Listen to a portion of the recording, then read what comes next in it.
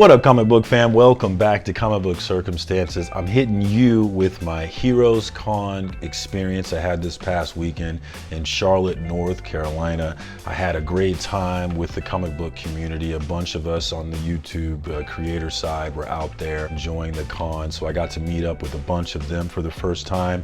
Really enjoyed that. Looking forward to sharing that with you. It all started with Planet Comic Con back in April. I had such a good time at that con, meeting new people. I met up with Nick's Kicks and Comics and Burke 54, Panda Awesome, Pocan Joe, Bobby De La Ghetto, Brother Joe, just a bunch of folks who are in this YouTube comic book community. And it was a blast hanging out with like-minded people in that aspect of it, because for me, if you're into comic books, you are family, because we are really such an incredibly small niche.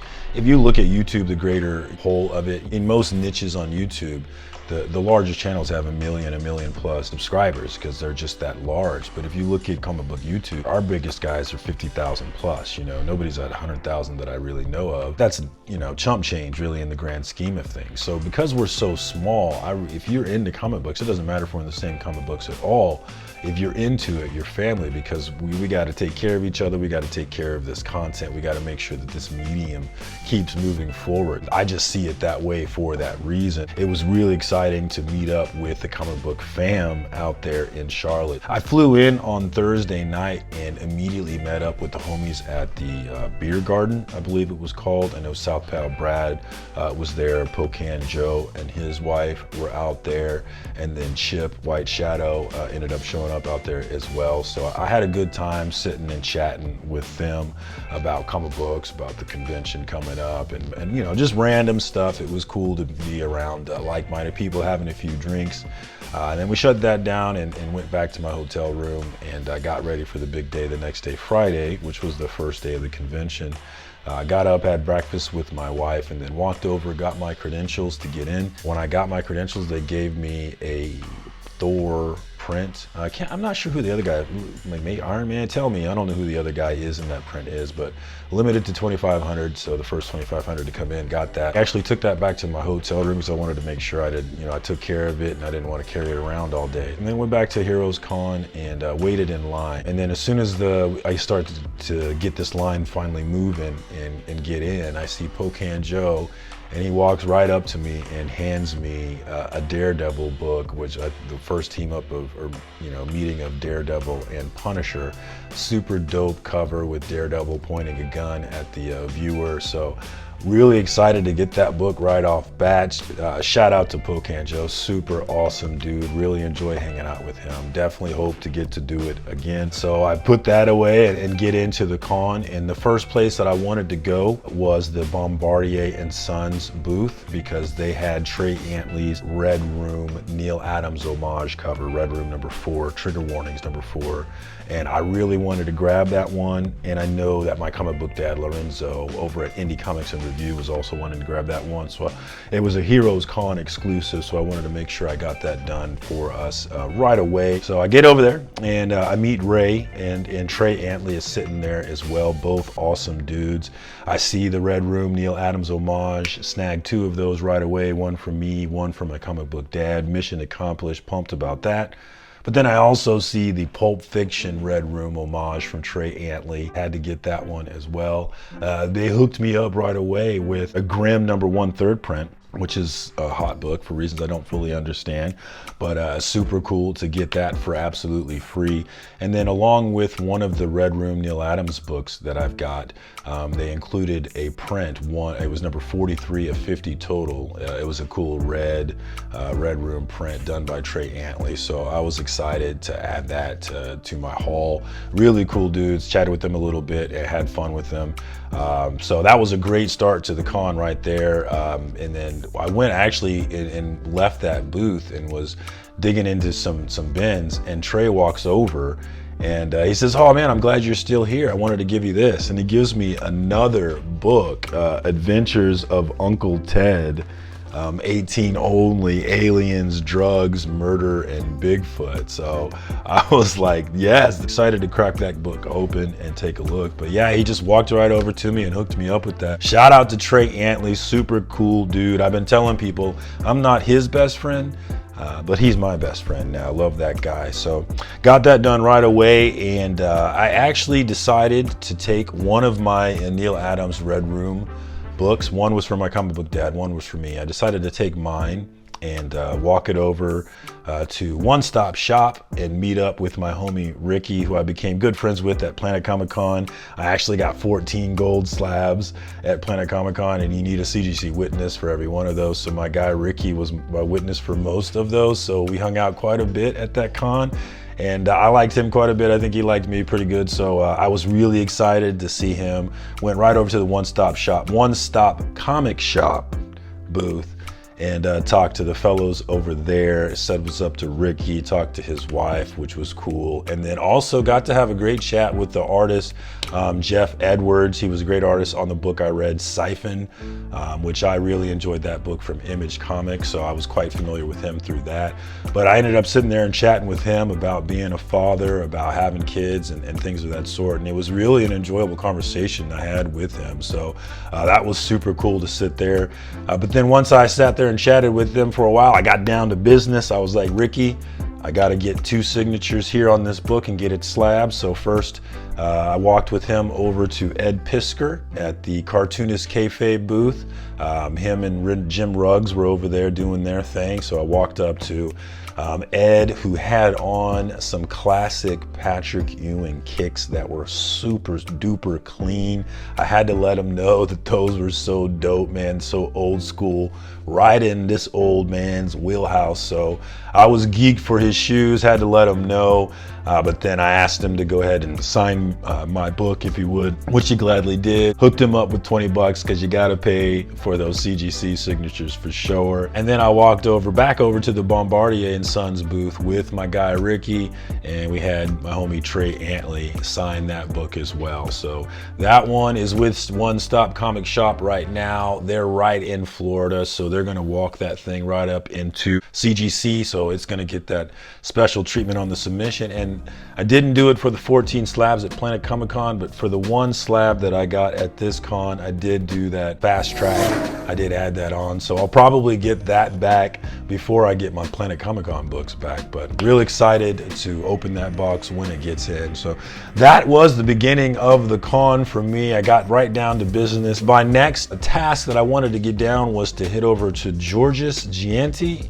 I'm not sure if I'm saying his name right, I'm probably not, but he is the artist on Shadow Doctor, one of the most slept on books from last year, written by Peter Calloway. It's based on a true story of his grandfather, who actually came up as a doctor working with Al Capone back in Chicago in the beginning. So really cool story, and made even cooler by the fact that it's based on a true story, based on a real man who has his own Wikipedia page. So it's legit as hell. And I really enjoyed the writing as well as the art. So I jumped over to him to try and get those books signed, but I actually messed up and left those books in my hotel room, so I wasn't able to get them signed. But I said, hey man, I'm gonna be back tomorrow with those books. I love your work, and I would love for you to sign those books for me.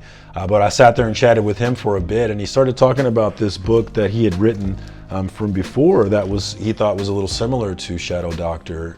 And he had done the art for John Ridley, who is writing the current Black Panther run. So I ended up grabbing that trade from him, The American Way, written by John Ridley, and he was kind enough to sign the interior for me.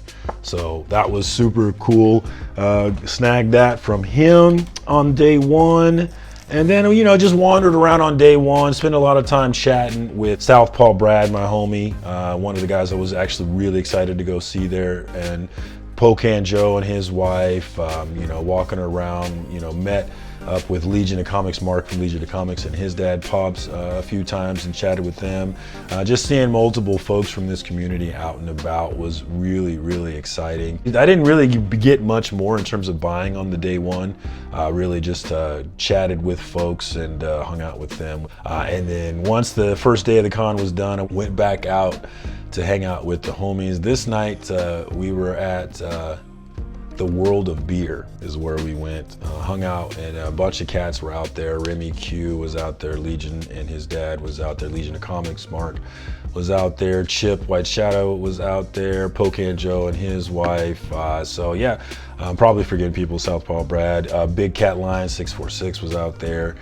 So yeah, a bunch of us met out there, had some food, had some drinks, chatted, got to know each other a little bit, and that you know, one of the best parts of this con was getting to do that with the folks.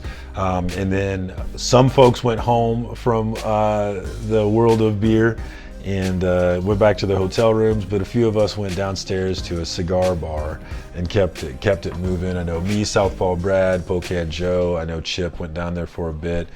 So yeah, we went down there, had a few more drinks, and some of them smoked some cigars and listened to some good music. The DJ there was fun, and then everybody actually ended up leaving except for me and Southpaw Brad, and we ended up shutting that place down. There two beautiful women came up, started flirting with us, and so I'm married, but I did flirt a little bit. But my man Southpaw Brad had a good-looking woman flirting with him. He ended up getting her number, and so I was super proud of him getting that accomplished. So we had a good night. We shut that place down that night, and then went home. Got up the next morning and was crazy hungover because I drank way too much at that cigar bar. I was having way too much fun. So I had a rough morning, was a little late getting back to the con. I slept in the shower for probably an hour trying to get this off, but I was able to finally pull it together and get back out to the con for day two. Day two, I did not get much accomplished because really between, you know, traveling and food and my day one, I really had, you know, spent most of the money that I had to spend. So I was really hanging out on day one. Mostly hung out with Southpaw Brad a lot. That's my homie. Had a real good time with him. And then got to see Flash by Night on the second day. So it was cool to see TJ from that great channel. Check him out. Yeah, hung around with them. Hung around with Jonathan Hickman, Chris Bachalo, Mark Bagley. Went over and got him to sign my Amazing Spider-Man 375 that I've had since I was a kid.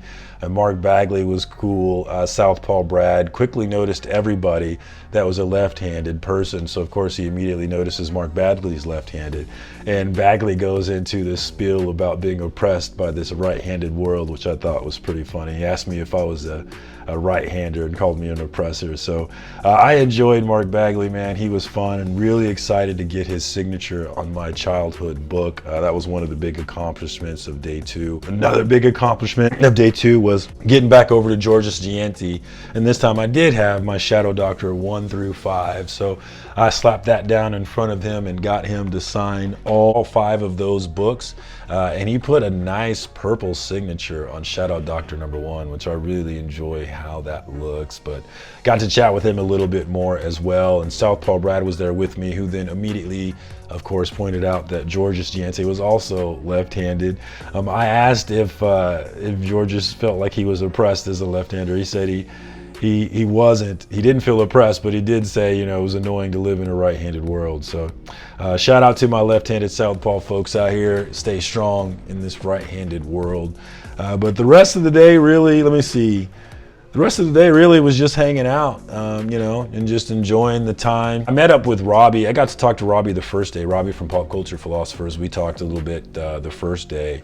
And then the second day I talked to him and got to talk to him a little bit more, and ended up taking a photo with him there with Southpaw Brad. So that was super cool. I love Robbie, one of my favorite creators of comic book content on this thing. His knowledge, his longevity in this game, his perspective on this game is invaluable to me. So it was cool sitting and talking with him for a little bit, and just a extremely down-to-earth guy on his, you know, the guy that you see on his channel is the guy that I saw on that convention floor, no difference at all. So really enjoyed that aspect of him, and looking forward to more great content from him. As I told him, I watch him every Wednesday morning to tighten up my pull list to make sure I'm not missing anything, or there isn't anything on the list that maybe needs to go. If I'm on the fence about something, he oftentimes is what pushes me one way or the other. So shout out to Robbie, man, super cool dude. Then after day two, you know, got home and actually took a little nap because I was still a little hungover from the night before.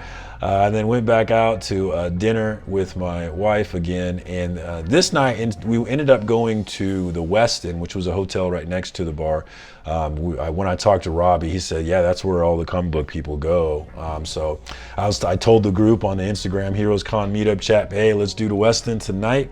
But I was late getting over there. By the time I got over there, Legion and his dad and Remy Q and Southpaw Pratt and Alan Rue, the comic Viking, they were already in there at the auction. They were doing a celebrity auction, or charity auction, I should say, for art. Scotty Young was one of the big ones. I think he went for $19,000, something crazy. I don't remember, but it was a large, or maybe it was 9,000, but went for a large amount of money. I know Pocan Joe got in there and got a nice Dr. Doom print for $450. It was a nice one. I was like, dang, I'm trying to live like you, brother. I couldn't just be throwing that money like that. But that was super cool to sit in there. There was a bunch of comic book bigwigs in that room, so that was cool to be a part of that. But let's see, Alan Rue, Southpaw Brad, and Alan Rue's girlfriend and I ended up leaving that auction and walking back over to a bar and playing some shuffleboard and drinking a bit. Pocan Joe met up with us a little bit later that night as well and came over and drank with us. And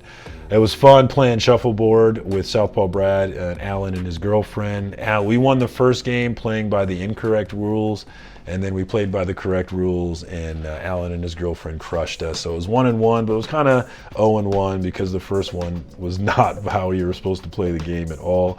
And then when Pocan Joe showed up, had a fun chatting with him. That man is crazy, crazy interesting, and his knowledge is. He's a Renaissance man. He seems to know an incredible amount of stuff, and I'm jealous of that for him, but super fun guy to hang out with. So had a great time hanging out with them on my final night, Saturday night of the con. I had to get up there early the next morning and catch my flight out, so I wasn't able to go to the third day. But man, I will definitely be back next year. I will definitely come back with more money next year. Definitely got to get that done. And I cannot wait to do it. Hopefully some of the folks who dropped out will be able to hook up with them next time. I really wanted to kick it with Tylux the Mighty. Didn't get to hang out with him. Brian LCS, the man behind the CBC Awards, was trying to get out there, but he wasn't able to make it, was bummed about that. And then Nick's Kicks and Comics was locked in for the longest time on this trip, but had to pull out the last minute. Really had a great time with him in Kansas City. Was looking forward to getting down again, but hopefully we get to make up for that sometime real soon. But that's my story. That's my haul from the con. Hope you enjoyed it.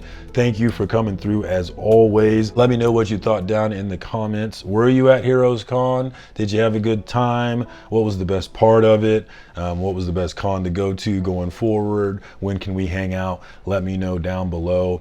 But until next time, peace, comic book fam.